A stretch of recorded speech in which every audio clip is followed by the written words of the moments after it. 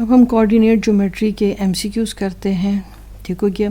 Question 1, if coordinates of 4 points A 3/2, -7 और 4, B 3, आपके पास 3/4, सी 3, -2 और डी 1, 1/2। अब बेहतर ये होगा कि आप इन पॉइंट्स को जो है आप जो है डेसिमल में ले आएँ, तो वो ज़रा आपके लिए सोल्यूशन जो करना है वो इजी हो जाएगा। ठीक है, चलें अब हम इसको सॉल्व करते हैं। अब इस क्वेश्चन में उन्होंने क्या कहा है कि आपने इन कोऑर्डिनेट पॉइंट्स को यूज़ करना है और ये रिलेशनशिप बताना है कि ए बी और सी डी का क्या रिलेशन है, क्या ये ग्रेटर है, ए बी सी डी से ग्रेटर है, यानी कि आपने डिस्टेंस फाइंड आउट करना है, क्या ए बी सी डी से स्मॉलर है, क्या ए बी सी डी के इक्वल है, क्या ए बी सी डी के हाफ के इक्वल हैं। चलो हम ए बी को पहले जो है सॉल्व करते हैं, यानी उनका डिस्टेंस फाइंड आउट करते हैं। मैंने आपकी आसानी के इसको डेसिमल में कन्वर्ट कर दिया। ठीक है, अब यहाँ पर आप लिख लें x2 की वैल्यू आपके पास क्या है 3 है और x1 आपके पास 1 - 5 है। ठीक है, y2 की वैल्यू आपके पास 0.75 है और y1 की वैल्यू आपके पास -1.75 है। ठीक है, अब आप जब इसे ओपन करेंगे तो आपके पास आ जाएगा 1.5 इसका स्क्वायर, ये माइनस इंटू माइनस प्लस हो जाएगा और इस तरह ये जो है दोनों ऐड होंगे और ये आपको दे देंगे 2.5। ठीक है, अब आपने क्या करना है, इसका भी स्क्वायर निकालें, आप इसका भी स्क्वायर निकालें। इसका स्क्वायर निकालने से आपके पास 2.25 आ जाएगा और 2.5 का जब आप स्क्वायर निकालेंगे तो आपके पास आ जाएगा 6.25।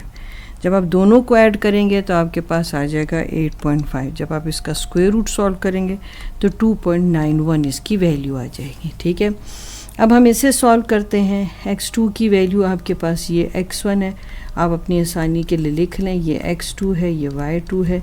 x2 की वैल्यू आपके पास 1 है -3, y2 की वैल्यू जो है 0.5 है और ये माइनस है और फार्मूला में भी माइनस है तो ये आप प्लस लिख लें, तो ये आपके पास 2 आ गया। ठीक, क्योंकि अब आपको इतना तो समझ आता है, -2 होल स्क्वायर आ जाएगा।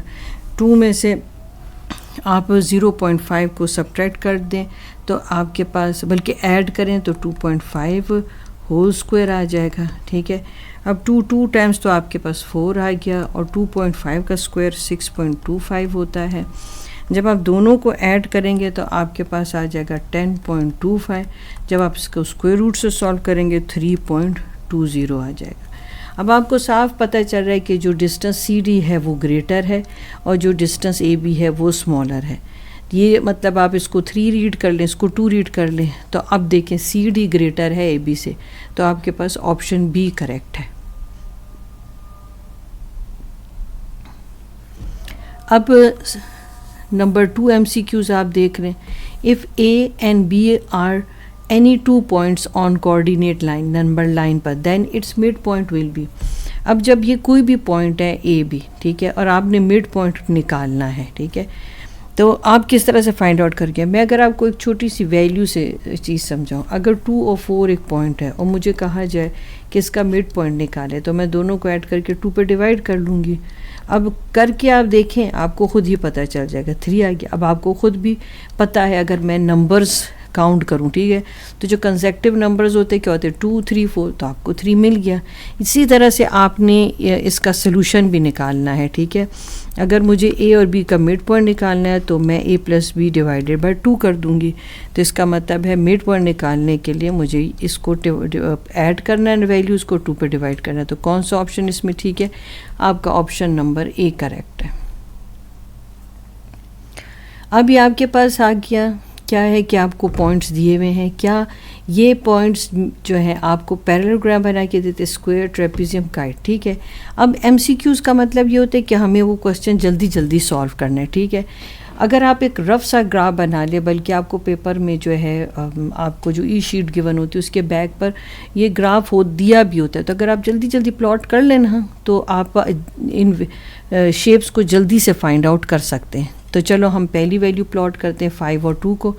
x एक्सिस पर 5 है आपके पास और y एक्सिस पर आपके पास 2 है। ठीक है, एक आपके पास ये पॉइंट हो गया। फिर एक्स एक्सिस पर 7 है और वाई पर आपके पास 0 है, तो इसको हम इधर ही छोड़ देंगे। फिर एक्स एक्सिस पर 1 है और वाई पर आपके पास -2 है, ठीक है, ये देखिए थर्ड पॉइंट है। फिर एक्स एक्सिस पर -1 है और वाई पर आपके पास 0 है, यानी कि दूसरा पॉइंट गिवन ही नहीं है, ठीक है। यानी एक पॉइंट आपके पास यहाँ पर आया, अब हम इन्हें प्रोमिनेंट करते हैं।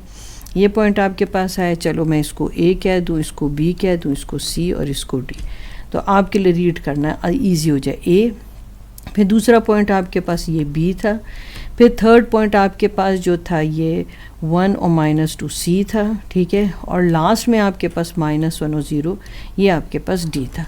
अब आपने क्या करना है, इनको जॉइन करें तो आपको फिर जल्दी पता चल जाएगा कि ये कौन सी शेप बनती है, बनिस्बत ये कि हम इसको सॉल्व करें, ठीक है ना। प्लॉट कर लेने से और भी जल्दी वैल्यू आपकी, मतलब अगर आपके पास वैल्यू जो है इजी किस्म की वैल्यू है और उसमें ज़्यादा कॉम्प्लिकेशन नहीं, तो ये देखें आपको पता चल गया कि ये आपको पैराग्राम बना के देता है, ठीक हो गया। तो आपके पास ऑप्शन नंबर ए करेक्ट है। क्वेश्चन नंबर 4 अब देख लेते हैं। द ट्राइंगल विद वर्टिसेस, ये आपको 3 वर्टिसेस दिए हुए हैं, इज़ अ राइट ट्राइंगल। अब आपको ये पता होना चाहिए कि राइट ट्राइंगल क्या होती है। राइट ट्राइंगल वो होती है जिसमें एक एंगल लाजमी 90 डिग्री का होगा, ठीक है। जैसे कि मैंने ये 2 साइड परपेंडिकुलर बनाई हैं, तो एक एंगल 90 का होगा ही होगा, ठीक है। आइसोसेलेस ट्राइंगल वो ट्राइंगल होती है जिसके 2 साइड इक्वल होते हैं, ठीक हो गया। अब राइट आइसोसेलेस ट्राइंगल वो होती है जो शेप तो उसकी राइट एंगल ट्राइंगल की तरह होती है। देखिए मैं थोड़ा सा आपको इन चीज़ों का पता होना चाहिए, ठीक है ना। ये देखें बिल्कुल राइट एंगल ट्राइंगल ही की तरह होती है, ठीक है, क्योंकि राइट आइसोसेलेस ट्राइंगल है। तो मगर एक अगर राइट आइसोसेलेस ट्राइंगल है तो एक एंगल तो लाजमी 90 का होगा, ठीक है, मगर उसकी 2 साइड की लेंथ एक जितनी होगी, ठीक है, एक डिफरेंट होगी। ये लाइंस जब हम लगाते हैं तो हम बताते हैं कि ये लेंथ इक्वल है। इक्वलेटरल ट्राइंगल एक ऐसी ट्राइंगल होती है कि जिसके तीनों साइड्स की लेंथ इक्वल होती है, ठीक हो गया। मैंने जो है वो साइड्स पर और डिफरेंट किस्म की फ़िगर्स पर जो है इस एक छोटी सी जो है वीडियो बनाई, वो आप ज़रूर देख लेना। वो इन्हीं जो MCQs है उसके आप स्टार्ट में देखेंगे तो आपको ज़्यादा इजी लगेंगे, ठीक है ना। अब हम पहले तो प्लॉट कर लेते हैं, प्लॉट कर लेते हैं तो हमें उससे भी काफ़ी अंदाज़ा हो जाता है चीज़ों का, ठीक है। अब चले हम प्लॉट करते हैं 1 और 3 को। एक्स एक्सिस पर 1 है और वाई पर हमारे पास -3 हो गया, ठीक है। फर्स्ट पॉइंट हमने प्लॉट किया, फिर एक्स एक्सिस पर 3 है और वाई पर 2 है। ये बहुत जल्दी प्लॉट हो जाता है क्योंकि वो आपको ये ग्राफ तो मिला होता है ना। फिर एक्स पर -2 है और वाई पर 4 है, ठीक है। अब ये देखें, अब इन पॉइंट्स को प्रोमिनेंट करेंगे, प्रोमिनेंट करने के साथ इसको मैं ऐसे करती हूँ, इसको नेमिंग कर देते हैं हम, ठीक है। फर्स्ट पॉइंट को हम ए कर देते हैं, सेकंड को बी कह देते हैं, ठीक है, ये बी हो जाएगा, मुझे लिख लेना चाहिए था, और लास्ट पॉइंट सी है, ठीक है। अब जो फर्स्ट मैंने प्लॉट किया था वो था एक्स आपके पास 1 था, ठीक है, और वाई -3 था, तो इसको मैंने ए कह दिया। फिर आपके पास 3 और 2 था, फिर ये इसको मैंने बी कह दिया, और लास्ट आपके पास पॉइंट सी था, ठीक है। अब चलो इसको जॉइन करते हैं और हम पता कराते हैं कि कौन सी ट्राइंगल हमें प्रोमिनेंट पता चलती है, ठीक है ना। अब ये देखिए, और यहाँ से हमने इसको इससे ज्वाइन कर दिया। अब आपको अगर गौर से इसको देखें तो आपको ये पता चलेगा कि यहाँ पर ये 90 का एंगल बन रहा है, ठीक है, 90 का एंगल बन रहा है, ठीक है। अब ये आपको एक तो आपको ये भी सोच आती होगी कि ये राइट ट्राइंगल है, ठीक है, और दूसरी ये भी आपको अब पता चलता होगा कि या तो ये राइट आइसोसेलेस ट्राइंगल है, ठीक है। अब ये 2 लेंथ्स इक्वल दिख रही हैं, देखें ए बी और आपके पास बी सी की लेंथ ये आपको इक्वल दिख रही है। ये आप अगर ये फिगर से तो आपको साफ दिखाई दे रहा है कि ये आपके पास एक राइट आइसोसेलेस ट्राइंगल है, ठीक है। मगर अगर आप इसको डिस्टेंस से भी निकालना चाहें तो वो भी निकाल सकते हैं, मैं आपको वो भी दिखा देती हूँ, ठीक है। ये देखिए, ये मैंने वर्किंग आपके लिए की हुई है, ठीक है। ए बी को बी सी के साथ रिलेट किया, बाकी डिस्टेंस आपको निकालना आता है, तो ये 29 आ गया, ये भी 29 आ गया। ए बी और बी सी का डिस्टेंस आपने निकाल लिया। फिर इसके बाद ए सी का डिस्टेंस निकाला तो वो आपके पास 58 आ गया। अब इन दो की जो डिस्टेंस थी वो आपके पास इक्वल आई, मगर डिस्टेंस इसका डिफरेंट है। तो इसका मतलब है कि ये कौन सी ट्रायंगल बनती है, ये आपके पास राइट आइसोसेलेस ट्रायंगल बनती है। ठीक है, तो हम इस ऑप्शन में से हम कौन सा ऑप्शन अब सेलेक्ट करेंगे, हम ऑप्शन नंबर सी सेलेक्ट कर लेंगे। ठीक है, कि ये कौन सी ट्रायंगल है, ये राइट आइसोसेलेस ट्रायंगल है। आपका ये वाला ऑप्शन करेक्ट है। Number 5, mid point of C minus D and minus D C is. अब आपने जब भी कभी मिड पॉइंट फाइंड आउट करना है तो एक बात का आपने बहुत ध्यान रखना है। ठीक है, जो आपके पास एक्सट्रीम पर वैल्यू है, जैसे ये है तो ये x1 y1 इसको लिखोगे और इसको आप x2 y2 लिखें, और जो मिड पॉइंट है उसको आप x और y लिखें। ठीक है, अब आपने क्या करना है, आप उसी सीक्वेंस से इसमें वैल्यू जो है सब्स्टिट्यूट करेंगे तो आपके लिए सोल्यूशन निकालना इजी हो जाएगा। x1 और माइनस डी, x2, y1 की वैल्यू आपके पास माइनस डी और y2 की वैल्यू आपके पास c। ठीक है, अब आप देख लें इसमें कौन सा ऑप्शन आपको सही लगता है। c माइनस डी बाई 2, ये देखें ये आपके पास है, उसमें खाली ऑर्डर फ़र्क हुआ है। आप इसके ऑर्डर को आप ऐसे भी लिख दें, ठीक हो गया ना, तो इससे कोई फ़र्क पड़ता नहीं है, मगर आपने थोड़ा जो है केयरफुल रह के करना है। ठीक है, ऐसा ना आप समझे कि मैंने गलत कर दिए। ठीक है, इससे कोई फ़र्क नहीं पड़ता क्योंकि ये टर्म्स होती हैं, टर्म्स आगे पीछे आप ऐसे कर सकते हैं। तो ये माइनस डी प्लस सी और सी माइनस डी, तो ऑप्शन नंबर सी आपके पास सही आता है और मिड पॉइंट आपका ये निकल आया। यानी कि इस मिड पॉइंट की वैल्यू आपके पास क्या आ गई, minus D plus C by 2 और सी माइनस डी बाई 2। ठीक हो गई। MCQs नंबर 6, आपको पॉइंट गिवन है 2 3, यानी P पॉइंट दिया है, is the mid point of AB, वो AB का मिड पॉइंट है।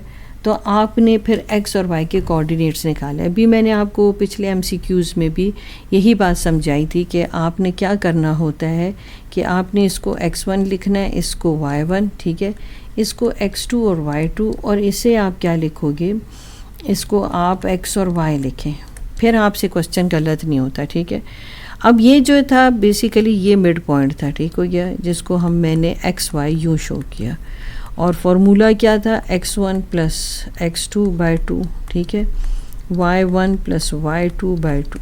जब भी कभी इस तरह से वैल्यू आपको मिड पॉइंट की गिवन हो और एक्सट्रीम पर कोई वैल्यू मिसिंग हो, ठीक हो, ये आपके पास क्या है, ये बेसिकली यहाँ पर 4 है, इसको 4 लिखते हैं। ठीक है, अब आपने क्या करना होता है, फिर इस सिचुएशन में आपने इसको यूँ सॉल्व करना होता है, x की वैल्यू सेपरेट आप निकाल लें और y की वैल्यू आप सेपरेट निकाल लें। ठीक है, y इज़ इक्वल्स टू ये y1 प्लस y2 बाई 2। ठीक हो गया। अब बस वैल्यूज़ आपने इसमें सब्स्टिट्यूट करनी है। अब पहले x की वैल्यू क्या थी, 2, x1 की वैल्यू x और x2 की वैल्यू -3 बाई 2। अब ये यहाँ 2 टाइम्स 4, x माइनस 3, अब 4 प्लस 3 x, तो x की वैल्यू 7 हो गई। यानी कि यहाँ पर x कहाँ मिसिंग था, यहाँ पर x यहाँ पर मिसिंग था, तो x की वैल्यू 7 हो गई। अब हम यहाँ पर से y हमने किसको कहा, 3 को, तो हमने यहाँ लिखा 3, y1 हमने किसे कहा, 4 को, और y2 हमने किसको कहा, y को। ठीक है, ये हो गया 2 3 टाइम्स क्रॉस मल्टीप्लिकेशन की वजह से यहाँ 6 हो गया, 4 प्लस y हो गया, 6 माइनस 4 कर लें आप। ठीक है, तो आपके पास आ जाएगा 6 माइनस 4 क्या आएगा आपके पास, 2। यानी कि आपके पास y की वैल्यू 2 आ गई और x की वैल्यू यहाँ पर जो थी 7 आ गई। ठीक है, ये x की वैल्यू 7 आ गई। तो इसमें जो मिसिंग आपके पास थे, इसको ऑर्डर में लिख लें, x7 और y आपके पास 2, और अगर ऑर्डर पे में लिखना है तो आपने 7 और 2 लिखना है। ठीक है, अब आपके पास वैल्यू x की 7 आ गई और y की 2 आ गई। तो अब देखें कौन सा ऑप्शन आपके पास इसमें करेक्ट है, डी ऑप्शन।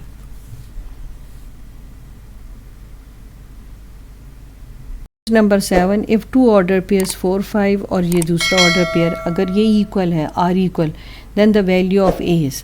तो पहले से उन्होंने बता दिया कि ये इक्वल है, तो हमने फिर ए की वैल्यू ढूंढना आसान है। तो जो 4 है वो उसको आप फर्स्ट वैल्यू के साथ रिलेट करोगे, क्योंकि अगर ये x है ये y है, इसको आप ऐसे भी लिख सकते हैं, ये x है और y है, x को x के साथ रिलेट कर दें, क्योंकि a की वैल्यू पूछी है तो हम फर्स्ट ही वैल्यू को रिलेट कर देते हैं। ठीक हो गया। यहाँ पर अब आपके पास क्रॉस मल्टीप्लिकेशन हो जाता है, तो a + 1 हो जाएगा और 4 2 टाइम आपके पास 8 आ गया। ठीक है, a ये इधर ही रहने दें, ये आपके पास 1 यहाँ शिफ्ट हो जाएगा, तो a की वैल्यू आपके पास आ गई 7। उन्होंने पूछा ही a की है, तो इसलिए हमने x को x के साथ रिलेट किया, मगर अगर वो y की पूछे तो फिर आप y को y से रिलेट करेंगे, यानी कि वो अगर आपसे b की वैल्यू पूछें। ठीक है, क्योंकि ऑर्डर पेयर में फर्स्ट वैल्यू x होती है, सेकंड y, तो आप इस तरह से इसको इन वैल्यूज़ के आंसर निकाल सकते हैं। ठीक हो गया। तो आपके पास करेक्ट ऑप्शन क्या आ गया? 7।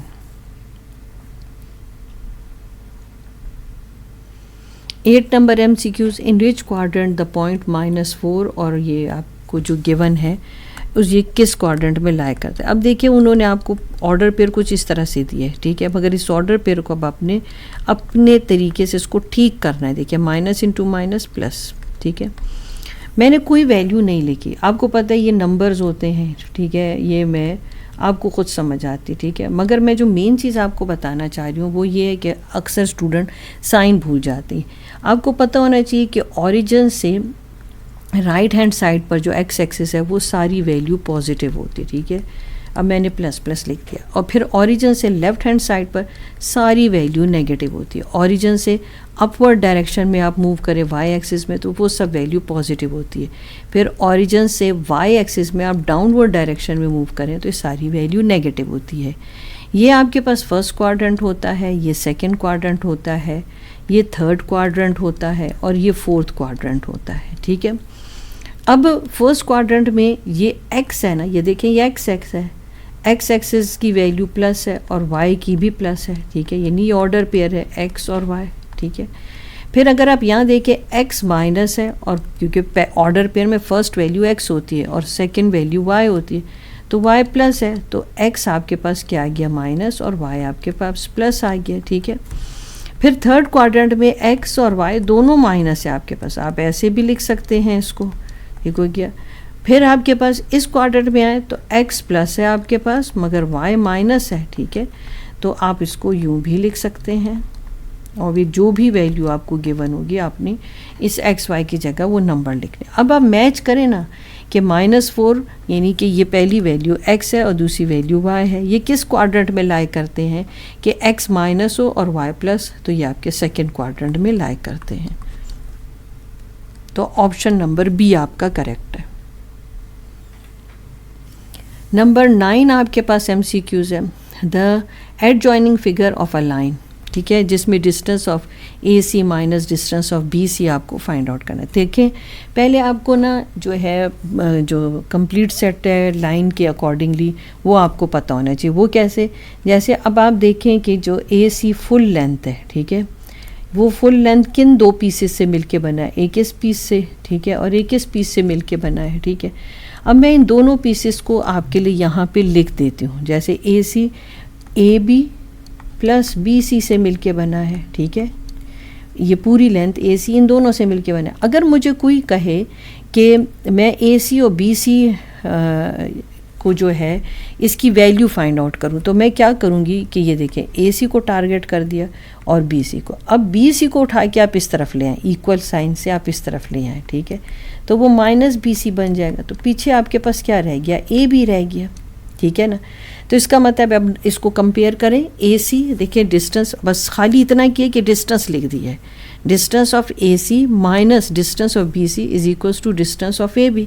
तो हम इसको कैसे लिखते हैं? Distance of AC minus distance of BC। आप इसको देखें तो आपको उसका आंसर मिल जाएगा, तो वो किसकी इक्वल है? Distance of A and B।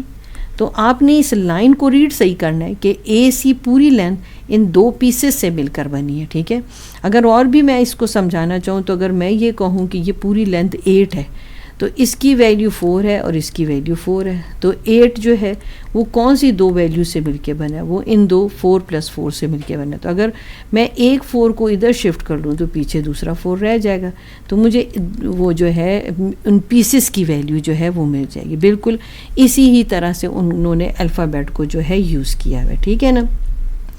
तो बस डिस्टेंस आपने साथ लगा देना है, तो डिस्टेंस ऑफ ए बी, ये आप ऐसे भी लिख सकते हैं, ये आप डिस्टेंस ऑफ बी ए ऐसे भी लिख सकते हैं, कोई फ़र्क नहीं पड़ता इससे, ठीक है, क्योंकि दोनों लिखने से वैल्यू तो सेम ही रहती है। तो अब आपके पास ए भी ऑप्शन इसमें करेक्ट आ रहा है और इसमें आपके पास सी भी आ रहा है, और यहाँ पर वो बता रहा है बोथ ए और सी, तो फिर हम ये वाला सेलेक्ट कर लेते हैं क्योंकि ये भी इसमें करेक्ट है और इसमें ये भी करेक्ट है, यानी ए और सी दोनों ही करेक्ट है। तो फिर हम डी को जो है वो टिक कर लेते हैं क्योंकि इसमें दोनों ऑप्शन गिवन है।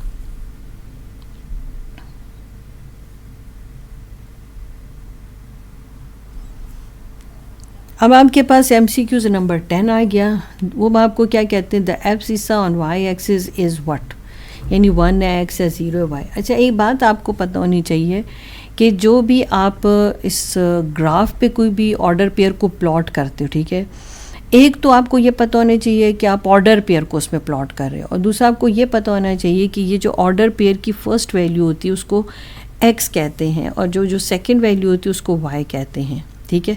जो x एक्सिस जो होता है, ठीक है ना, मतलब जो आपके पास x एक्सिस जो होता है वैल्यू, उसको आप एब्सिसा कहते हैं, ठीक है, और y एक्सिस को आप ऑर्डिनेट्स कहते हैं।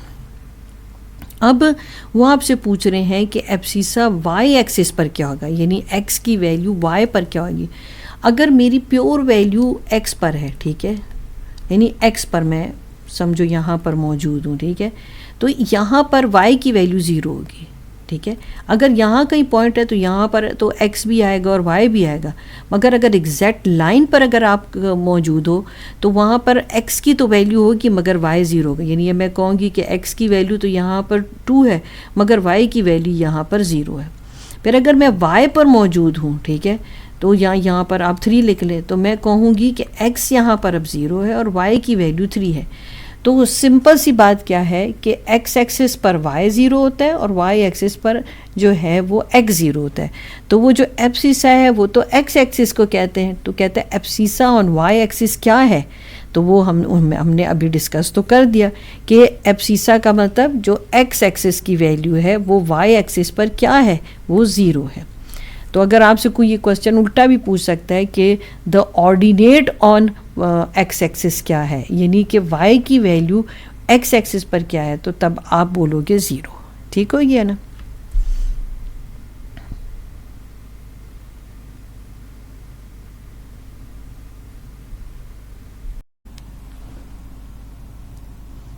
हम MCQs नंबर 11 कर रहे हैं जिसमें आपसे पूछा है minimum number of sides in a polygon. पहले आपको पॉलीगॉन का पता होना चाहिए कि पॉलीगॉन क्या है। क्लोज प्लेन शेप फिगर आपके पास होती है जिसमें 3 से ज़्यादा स्ट्रेट लाइंस होती हैं, ठीक है, मतलब सेगमेंट्स जो होते हैं वो स्ट्रेट लाइंस आप कह सकते हो, ठीक है, क्योंकि आपने लाइंस ही कुछ यूज़ करना होता है। ये क्लोज एक फिगर होती है और जितनी भी उसकी साइड्स होती है वो स्ट्रेट लाइंस होती है, और जो साइड जो होते हैं वो उनका कोई एक एंड पॉइंट होता है, जैसे कि वो कहीं ना कहीं आपस में मीट कर रही होती है, जैसे ये आप देख रहे हैं, ठीक है ना। तो वो पॉइंट जिस पर वो मीट कर रही होती है उसको हम वर्टिसेस कहते हैं। पॉलीगॉन की एग्जांपल्स में हम ट्रायंगल पढ़ लेते हैं, हम क्वाड्रिलेटर पढ़ते हैं, हम पेंटागॉन पढ़ते हैं, हेक्सागॉन पढ़ते हैं, ठीक है। ये सारी आपके पास क्या आ जाती है, ये पॉलीगॉन्स आ जाते हैं। तो उन्होंने आपको क्या कहा है, उन्होंने कहा है कि आप बताएं एक ऐसी पॉलीगॉन जिसकी सबसे कम साइड्स हों, ठीक है, मिनिमम नंबर ऑफ साइड्स हों, ठीक है। अब देखिए हमें हर एक पॉलीगॉन बनाने के लिए स्ट्रेट लाइन की ज़रूरत होती है, ठीक है। अब अगर मैं 2 स्ट्रेट लाइन ले लूँ तो क्या मैं उसे कोई फिगर बना सकती हूँ? मैं तो ऐसी क्लोज फिगर नहीं बना सकती। मुझे जो है वो क्लोज फिगर बनाने के लिए 3 स्ट्रेट लाइंस की ज़रूरत होती है, ठीक है। तो आपको यही क्वेश्चन पूछा किया है कि minimum number of sides polygon में कितनी होनी चाहिए, कितनी होती है, वो आपके पास है आंसर 3, ठीक हो गया।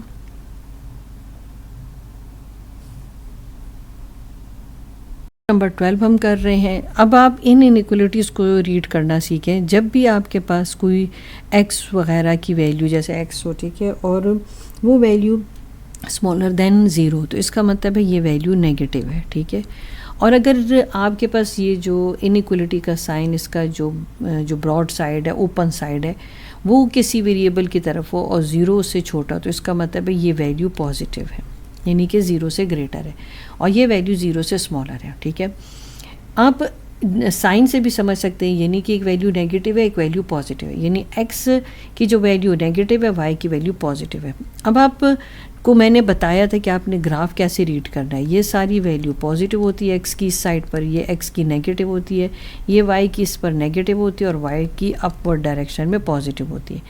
एक्स माइनस है और वाई पॉजिटिव है, तो आप नोटिस करें ये इस क्वाड्रेंट में आता है, ठीक है, ठीक हो गया ना।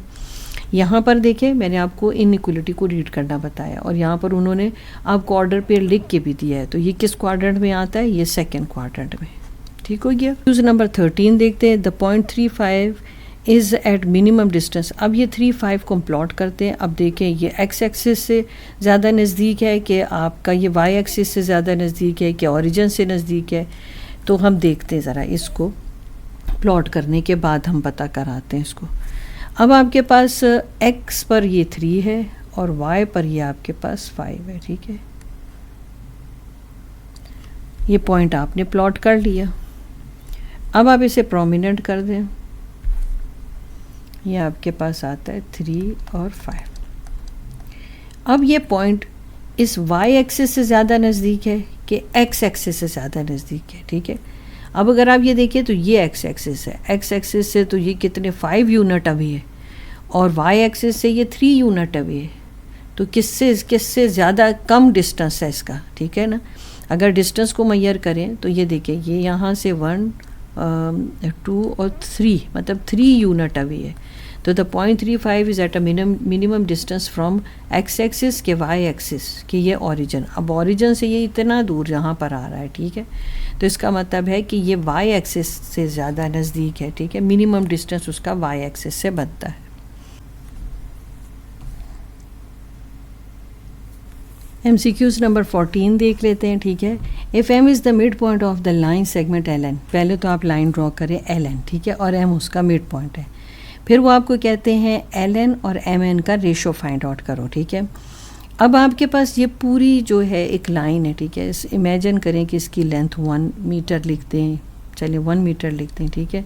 अब अगर ये 1 मीटर है, या मैं इसको कोई और नंबर से अगर आपको शो करूं कि आपको ये चीज़ जल्दी समझ आ जाए, ठीक है, मैं इसको ऐसे कर देती हूँ कि मैं इसको 2 लिख दूँ, ठीक है, यानी कि समझो कि इसकी पूरी लेंथ आपके पास 2 मीटर लिख देते हैं, ठीक है। अगर ये 2 मीटर है तो ये 1 मीटर है। अब उसने कहा है कि आपने LN और MN का रेशो फाइंड आउट करना है, तो LN क्या है 2 है और MN आपके पास क्या है 1 है, ठीक है। तो ये आपके पास क्या बनता है 2:1 बनता है, समझ आई ना। यानी कि अगर आप नोटिस करें तो ये तो इसका मिड पॉइंट है, तो इसका मतलब ये हुआ कि 1 मीटर यहाँ रह गया, 1 मीटर यहाँ रह गया।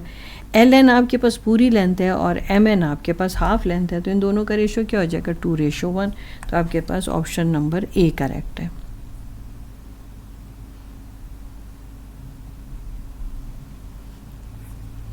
फिफ्टीन नंबर MCQs देख लेते हैं। All the bisectors, MCQs number 15, all the bisectors of a line segment always passes through x-axis, origin, midpoint और y-axis।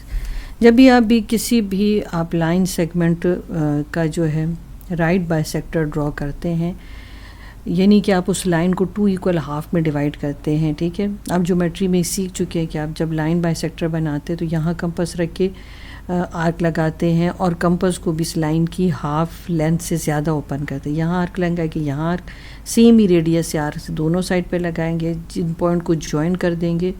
तो ये जो आपने लाइन ड्रॉ की है यही बेसिकली जो है बाइसेक्टर है, ठीक है। बाइसेक्टर की ये खसूसियत होती है, ये प्रॉपर्टी होती है कि ये लाइन को 2 इक्वल हाफ में डिवाइड कर देती है, ठीक है, और हमेशा उस लाइन के मिड पॉइंट से पास होती है, ठीक है ना। तो इसका अब करेक्ट ऑप्शन आपको पता चल ही गया होगा, इसका करेक्ट ऑप्शन है C।